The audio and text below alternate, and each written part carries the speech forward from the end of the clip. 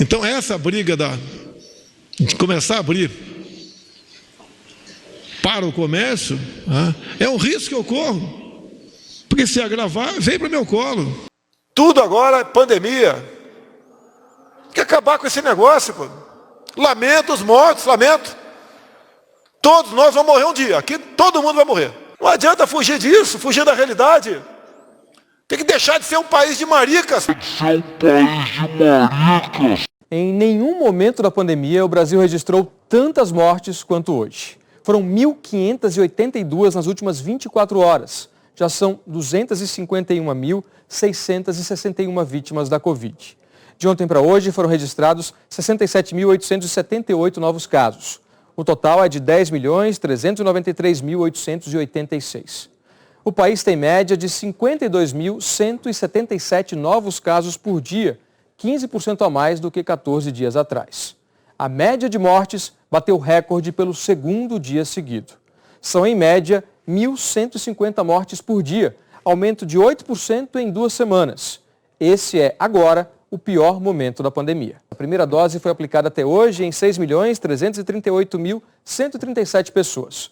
Ontem, os vacinados eram 6.179.900. O total de vacinados com a primeira dose corresponde a 2,99% da população brasileira. 29 dias a média está acima de 1.000 pessoas. E vamos fazer o quê? Só temos um jeito, é criar uma onda, pressionar no limite extremo. Eu representei para o Comissariado dos Direitos Humanos da ONU, da OEA, representei para o Tribunal de Haia, porque aqui a gente não consegue. A institucionalidade brasileira é débil. O Supremo fez essa prisão, eu tenho meu apoio entusiástico, a gente tem que defender a democracia, mas o Supremo fez isso em causa própria. Está se defendendo. E a nossa nação, quem vai defender? Raciocinem com as suas próprias cabeças, porque há uma confusão brutal acontecendo em assuntos críticos do manejo dessa que é a maior crise desde da gripe espanhola lá em 1918. Então vamos para a primeira questão. O que é que nós precisamos raciocinar para ajudar o nosso povo a entender? Esse vírus não tem cura, não tem tratamento precoce. Tudo que se disser em oposição a isso é puro charlatanismo a essa altura do campeonato. Que lá atrás se tentasse um estudo esse, um estudo aquele, era o desespero da tentativa erro. Hoje os procedimentos estão pacificados, não existe nenhum remédio com eficácia para a Covid-19. Só tem uma solução para a Covid-19, vacina. E aqui começa a evidenciar a tragédia brasileira. Para se um vírus que contamina sem cura e nem tratamento precoce e mata uma proporção grave, e só a vacina trata, e nós não temos a vacina, o que é que se impõe como prevenção? O isolamento social. Se nós todos nos entendendo como cidadãos, pudéssemos ficar em casa 48 horas, radicalmente isolados, a transmissão acabava nessa hora. Simples assim. Por quê? Porque o vírus passa de pessoa para pessoa. Se de todo a gente não pode ficar em casa, muitos de nós não podemos, policiais, profissionais de saúde, profissionais do supermercado, profissionais da farmácia, caminhoneiros, enfim, várias categorias não podem, você tem coisas que mitigam. Deixa eu repetir isso, porque é o que importa nessa hora em que há uma onda pesada no Brasil inteiro, não é só aqui. É usar máscara e fazer o distanciamento social mínimo, 2 metros, e isso chega a ser cruel, a gente recomendar isso para um povo que vai entupido dentro de ônibus e de trem, nas periferias do Brasil, enfim, mas é o que tem que ser feito, e álcool em gel, quando puder, ou sabão, para quem não puder, o álcool em gel. O que acontece? Nós não somos uma cidadania bem treinada. Pelo contrário, nós somos muito vulneráveis a determinadas distorções. De maneira que o exemplo de cima é a coisa mais pedagógica. E aí, veja, este fim de semana eu vi uma propaganda do governo federal dizendo que o Joãozinho e a Maria iam voltar para a escola, mas que era preciso tomar cuidado para fazer isso tudo que eu já falei. Usar máscara, o distanciamento, não pode trocar o material. Propagandazinha muito bobinha, mas o Ministério da Educação assina, governo não sei das quantas, Bolsonaro. E quando acaba o intervalo onde sai essa propaganda, entra a notícia do Bolsonaro aglomerando, sem máscara, dezenas de imbecis nas praias de Santa Catarina. Olha, para eu chamar uma fração do meu povo de imbecil, é porque estou no limite, realmente. Dezenas, porque ele mobiliza. nesses grupos de WhatsApp, e ele lá sem máscara, andando de jet ski, percebe? Pessoal, começa a aparecer estudos aqui, não vou entrar em detalhe, né? Sobre o uso de máscaras, que num primeiro momento aqui, uma universidade alemã fala que elas são prejudiciais a crianças, né? E levo em conta vários itens aqui, como irritabilidade, dor de cabeça, dificuldade de concentração, diminuição da percepção de felicidade, recusa ir para a escola ou creche, desânimo, comprometimento da capacidade de aprendizado, vertigem e fadiga. Então começa a aparecer aqui os efeitos colaterais das máscaras. Suposto estudo citado por Bolsonaro para criticar o uso de máscaras é uma enquete online. Enquanto isso, o presidente Jair Bolsonaro mais uma vez provocou aglomerações e desta vez foi no Ceará. Foi uma visita que ele fez ao estado, começou na cidade de Tianguá, que fica no norte do Ceará, a cerca de 50 quilômetros da divisa com o Piauí. Centenas de pessoas se reuniram para receber o presidente. Assim como o presidente Bolsonaro, a maioria estava sem máscara. Ontem, o governador do estado, Camilo Santana, que é do PT, já tinha avisado que não iria participar desse evento. Ele disse que respeita a autoridade do presidente da República, mas que não poderia, abrir aspas, compactuar com aquilo que considera um grave equívoco, fecha aspas. E criticou a possibilidade de aglomeração em momento de gravíssima crise sanitária. Aos políticos que me criticam, sugiro que façam o que eu faço. Tenho um prazer muito grande de estar no meio de vocês. Dizer a esses políticos do Executivo que eu mais ouvi por aqui é: presidente, eu quero trabalhar. O povo não consegue mais ficar dentro de casa. E ele é orientado por esse Bannon, que é um bandido que foi perdoado depois de ser condenado nos Estados Unidos. O que ele faz? Ele introduz a confusão em todos os assuntos que consulta a responsabilidade dele.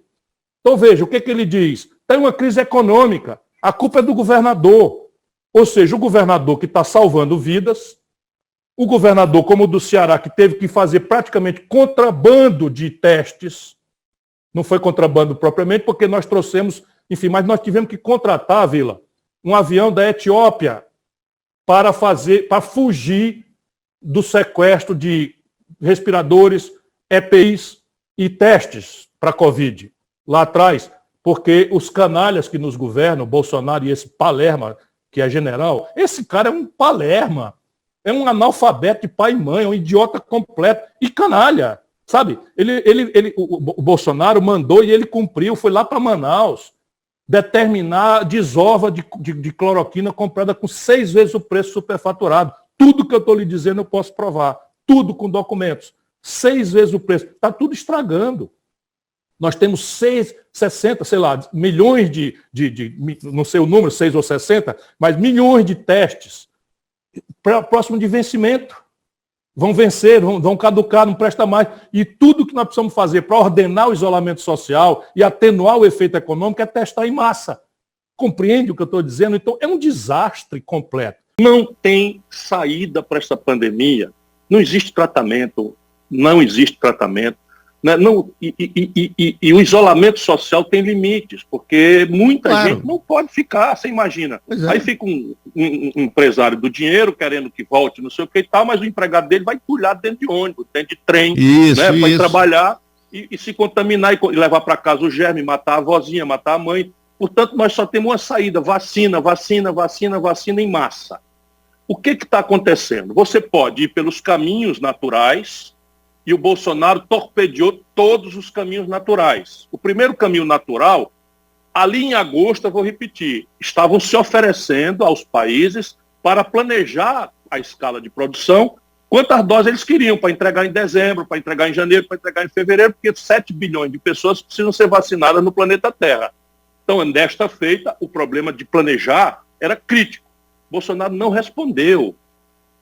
O Bolsonaro não... Atenção, você que perdeu sua mãe, que perdeu seu filho, o Bolsonaro não respondeu aos ofícios. Enquanto isso, o Bolsonaro hostilizou a China, que é o maior provedor mundial desse princípio ativo da vacina.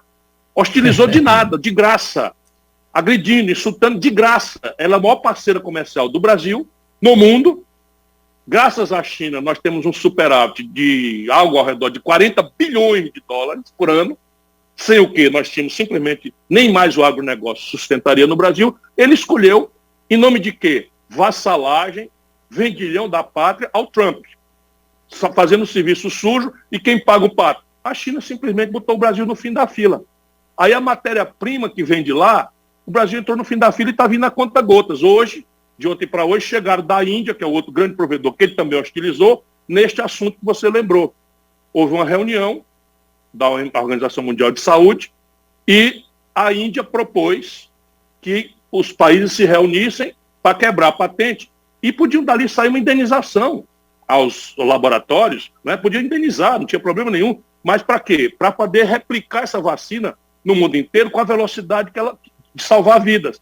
Sabe quem votou contra? O Brasil. Pois bem, em agosto a Pfizer anunciou que tinha chegado ao princípio ativo de uma vacina. Ia começar os testes, que são padronizados, tem fase 1, fase 2, fase 3, enfim, mas que tinha chegado ao Pfizer. E, para projetar sua base produtiva, mandou uma espécie de ofício circular para o planeta Terra, com certas proporções, e ofereceu ao Brasil, estou falando em agosto, com ofício recibado, ou seja, protocolado, tenho cópia, ofereceu ao Brasil 70 milhões de doses para entrega em dezembro passado.